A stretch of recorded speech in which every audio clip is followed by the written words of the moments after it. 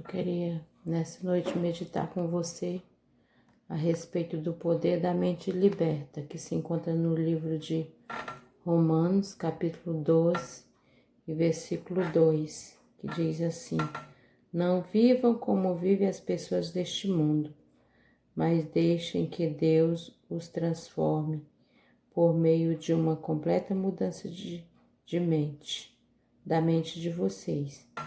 Assim vocês conhecerão a vontade de Deus, isto é, perfeito e agradável a Ele. Quer dizer, uma mente liberta entende e sabe o que é perfeito e agradável a Deus. Então, o poder de uma mente liberta é o assunto de hoje. Eu estava estudando e vi que há pesquisadores que calculam que passam 10.000 pensamentos pela cabeça humana por dia, 3.500.000 pensamentos por ano, ou mais de 200 milhões numa vida. Se somos quem pensamos, quem é você? A mudança bíblica verdadeira começa com a renovação da nossa mente, que eu acabei de ler, Romanos 12, 2. Nós devemos transformar pela renovação a nossa mente. Essa renovação envolve um processo de autoexame, o que podemos chamar de uma vida verdadeira. Fazer um autoexame dos nossos pensamentos. Geralmente a maioria das pessoas são focadas em coisas externas. Deus nos deu a palavra para revelar para nós mesmos quem somos e quanto precisamos dele. Nós temos que ter interesse de saber quem somos e o quanto nós precisamos de Deus. Um certo filósofo disse que a vida não examinada não vale a pena ser vivida. Quer dizer, nós temos que examinar a nossa vida, examinar o que pensamos. E nossos pensamentos têm que estar dentro da palavra de Deus. Não podemos deixar os nossos pensamentos dominar, mas temos que deixar os nossos pensamentos pautados segundo a palavra de Deus. O nosso coração é traiçoeiro, está em Jeremias 17, 9 e 10. Temos que pregar para nós mesmos, porque o nosso coração é enganoso. Eu quero meditar aqui em Jeremias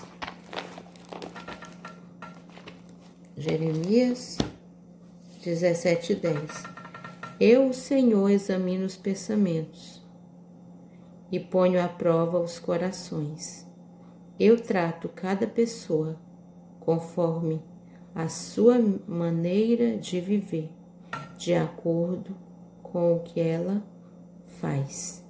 Então, Deus examina os nossos corações, Deus examina os nossos pensamentos e põe à prova o nosso coração. Ele trata cada pessoa conforme a sua maneira de viver. Quer dizer, como é que nós vivemos? Nós deixamos a nossa mente nos levar de qualquer maneira, sem examinar nossa vida, se está correta, né? Se está certo o que nós estamos pensando, se está alinhado à palavra de Deus. Temos que nos preocupar em ver o que realmente estamos pensando, se está alinhado à palavra de Deus.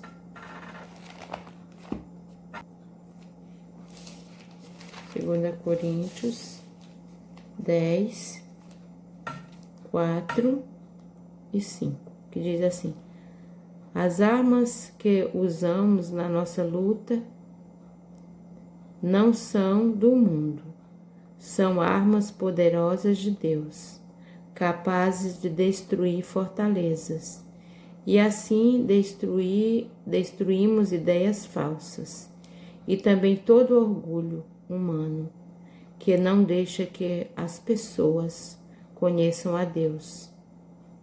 Dominamos todo pensamento humano e fazemos com que ele obedeça a Cristo. Quer dizer, os nossos pensamentos, eles têm que estar alinhados à obediência à palavra de Deus. Porque nós não fazemos mais o que queremos, porque somos nova criatura. O nosso pensamento tem que estar alinhado à palavra de Deus.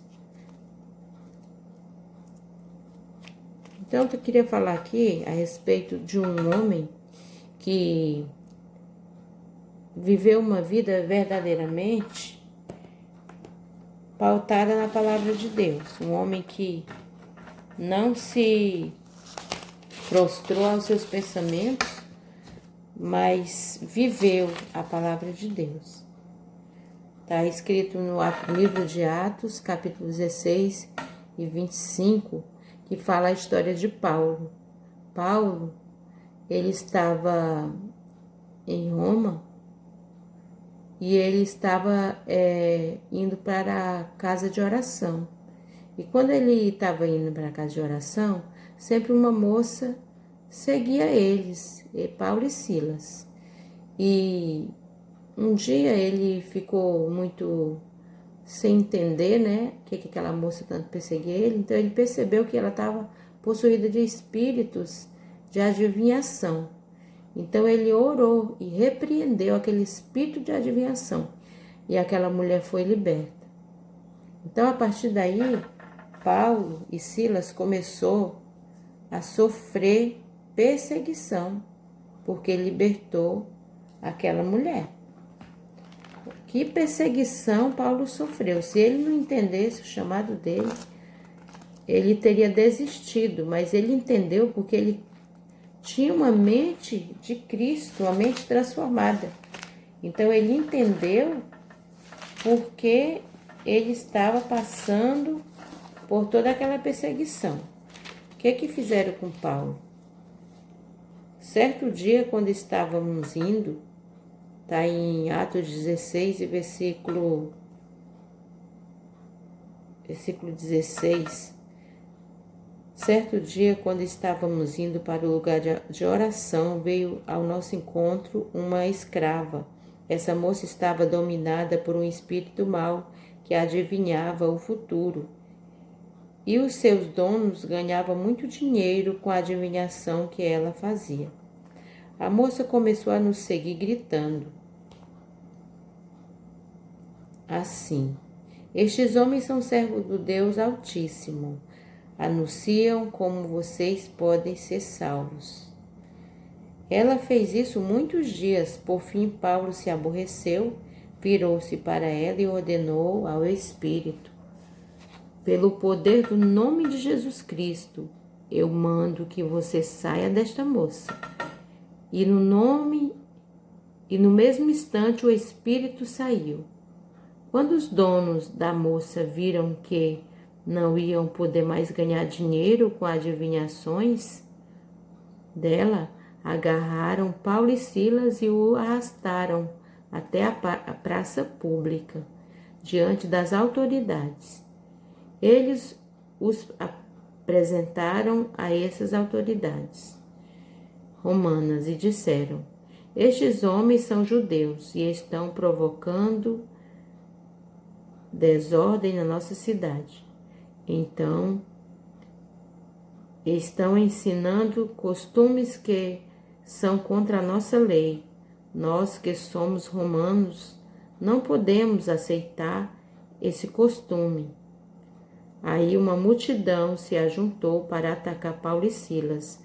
As autoridades mandaram que tirasse as roupas deles e os surrasse com varas. Depois de baterem muito neles, as autoridades jogaram os dois na cadeia. Quer dizer, uma pessoa não fez o mal a ninguém, somente libertou a moça que estava possuída de espíritos malignos de adivinhação. Mas aqueles homens que ganhavam dinheiro através da adivinhação daquela moça, ficaram irados com Paulo e Silas. Então começaram a perseguir Paulo e Silas, a ponto de bater, de açoitar Paulo e Silas e jogar Paulo e Silas na prisão. Mas o que mais me chocou é que o chicote que for usado para bater neles, geralmente tinha ossos ou chumbo atados na ponta e machucavam ou cortavam as costas do prisioneiro. Ser açoitado era extremamente doloroso e eles passaram por essa dor sem ter feito mal a ninguém. E mesmo com tudo isso, Paulo e Silas na prisão, o que eles fizeram? Na prisão, todo machucado, amarrado e despido, porque despiram eles para poder bater.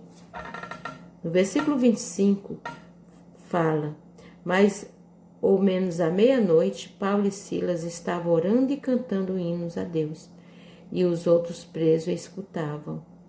Quer dizer, uma pessoa que tem uma mente transformada, uma mente que é voltada totalmente para Deus, vai fazer uma obra missionária, liberta uma vida, liberta uma alma e sofre todos esses danos, essa perseguição, apanha e é lançado na prisão.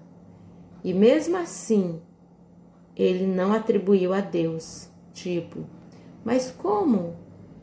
Eu estou servindo a Deus e estou apanhando? Estou servindo a Deus, por que Deus deixou eu passar por isso? Tem muitas pessoas que passam por adversidade, pequenas adversidades no dia a dia, né? Que todos nós passamos, e já acusa Deus. Fala que Deus não existe. Fala que Deus... Como é que Deus existe e as criancinhas sofrem? Como é que Deus existe e existem os mendigos? Como é que Deus existe e há tanta doença e há tanto sofrimento? Tudo culpa a Deus das adversidades. E Paulo e Silas estavam fazendo o bem, não o mal. E sofreu açoites e foi preso.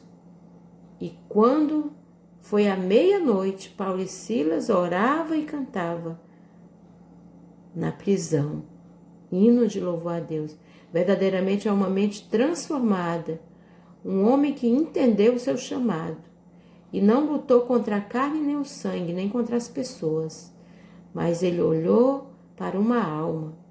E mesmo ali, depois de todo esse sofrimento que Paulo e Silas passou, ele ainda ganhou a vida do carcereiro para Jesus.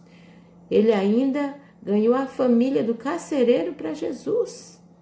Ele não desistiu do seu chamado, mas ele continuou. Isso verdadeiramente é uma vida que entende o seu chamado, uma mente brilhante que recebeu Jesus de fato. E não olhou para os dias de adversidade, nem para as dificuldades, nem para as perseguições, mas olhou para Cristo, né? E é isso que Deus quer de nós. Que nós, no dia a dia, independente do que passarmos, não podemos estar olhando para a dor, para o sofrimento, para a perseguição, mas estar focada com uma mente transformada, né? Quando eu aceitei a Jesus Cristo como meu Salvador, eu também passei por lutas, por adversidade, por perseguições, porque servia a Cristo.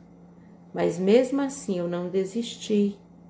Eu não atribuí o meu sofrimento, as minhas lutas, não culpei a Deus por isso. Então, quantas pessoas sofrem, né? Sofrem perseguições por causa do amor de Deus. Mas o importante é a gente não desistir, continuar olhando para Cristo, continuando obedecendo o nosso chamado, não desistindo da caminhada e sabendo que nós temos que trazer a nossa mente cativa à palavra de Deus. Não podemos deixar nossa mente sair voando por aí. Ou deixar nossa mente ser dominada pelas nossas emoções. Mas temos que estar com a nossa mente em Deus, os nossos pensamentos em Deus, né? E uma mente de Cristo, ela tem um comportamento mudado, né? Ela não é uma mente que controlada pelas emoções do que está acontecendo no momento. Porque há pessoas que elas não têm o espírito de gratidão. E o que mais entristece a Deus é a ingratidão. A gente deve acordar pela manhã e agradecer a Deus pelo que temos. Família, um lar, né? O pão de cada dia. Temos que agradecer pelo que temos.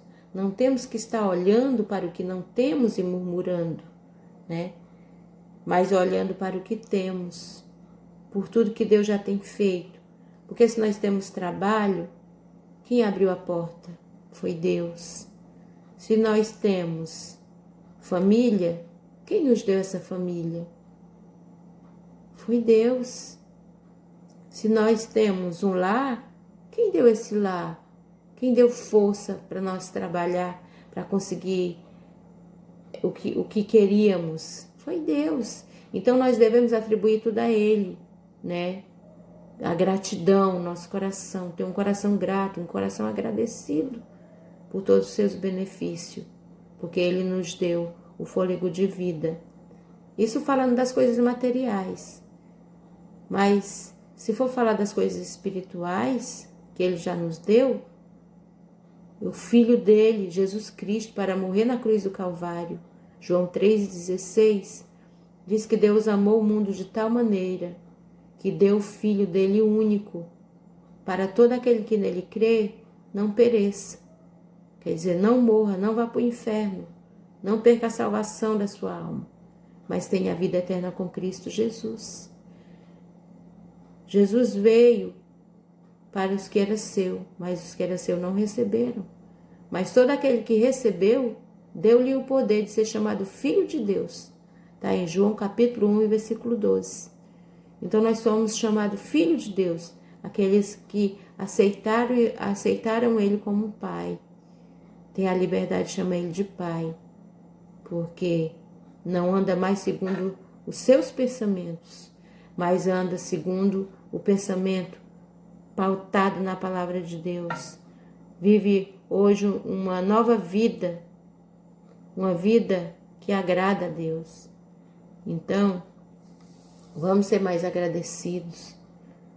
Não vamos deixar nossa mente ser controlada pelas nossas emoções, mas vamos sempre meditar, sempre nos examinar, pregar para nós mesmos, vendo se realmente nós estamos como pessoas que só pensam nas coisas materiais dessa vida, que tem mais de 10.000 pensamentos por dia e vai sendo controlada pelas suas emoções, perdendo a paz por qualquer coisa, ou se estamos com a mente de Cristo, como o apóstolo Paulo falou, que nós devemos ter a mente de Cristo.